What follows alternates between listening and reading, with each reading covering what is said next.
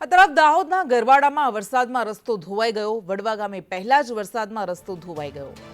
રસ્તો ધોવાઈ જતા લોકોને અવરજવર કરવામાં હાલાકી પડી રહી છે।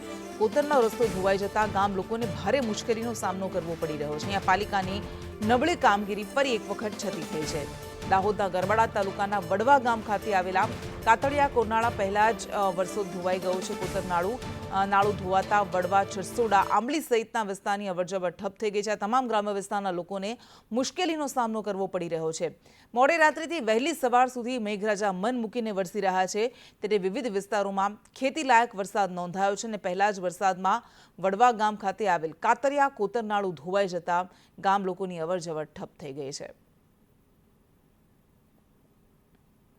તો વહીવટીતંત્રને આ મામલે જાણ કરવામાં આવી છે। વહીવટીતંત્રની ટીમ ત્યાં પહોંચી અને કામગીરી શરૂ કરવામાં આવી છે, પરંતુ સવાલ એ થાય કે આવું વારંવાર થઈ રહ્યું છે, તેમ છતાં એનું કોઈ કાયમી ઉકેલ કે કાયમી નિરાકરણ કેમ નથી આવતું।